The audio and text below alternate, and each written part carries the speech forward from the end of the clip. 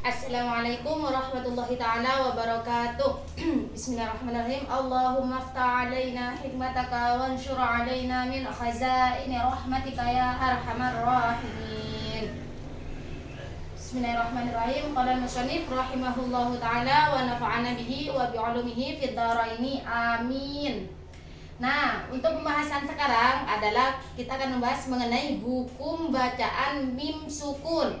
Untuk pembahasan yang kemarin mengenai hukum nun sukun atau tanwin itu ada 5. Yang pertama idhar halqi, idgham bilghunna, idgham bilaghunna, iklab dan ikhfa. Nah, untuk hukum mim sukun sendiri itu terbagi menjadi 3. Hukum mim sukun itu terbagi menjadi 3. Yang pertama adalah idgham mithli. Idgham mithli. Yang kedua adalah ikhfa syafawi. Yang kedua ikhfa syafawi. Nah, untuk hukum mim sukun yang ketiga adalah idhar.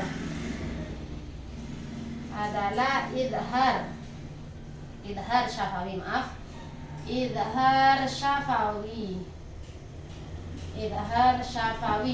Nah, untuk hukum mim sukun itu ada 3. Yang pertama idgham mithli, ikhfa syafawi dan idhar syafawi.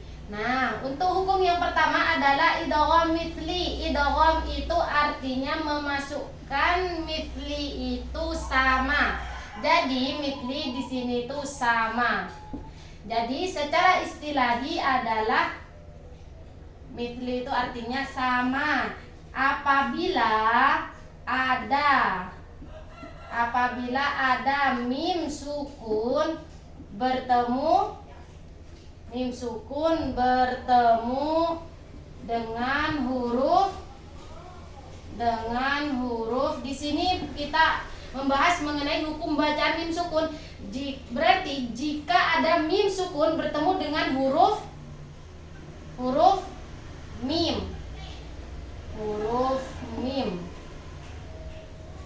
Jika bertemu dengan huruf mim. Contohnya, paham ya? Di sini idgham secara istilahi kami ulang, idgham memasukkan mithli serupa atau sama. Jadi secara istilahi jika ada mim sukun bertemu dengan huruf, lebih gampangnya ini, mim sukun bertemu dengan huruf mim. Ringkasannya ini wes. Ini disebut idgham mithli. Nah, paham ya? Jika ada mim sukun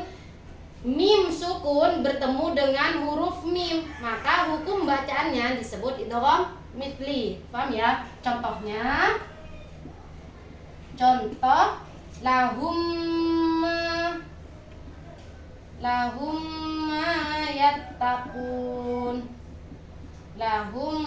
ma yattaquna.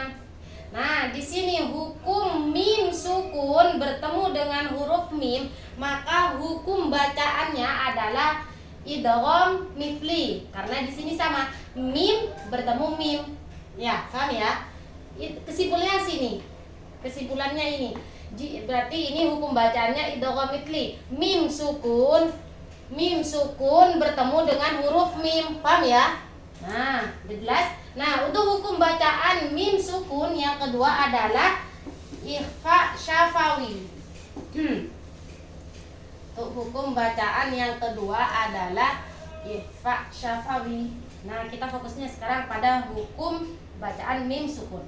Yang kedua adalah ikhfa syafawi, di mana ikhfa sendiri itu artinya samar. Syafawi itu bibir. Ya. Jadi secara istilahi apabila ada mim sukun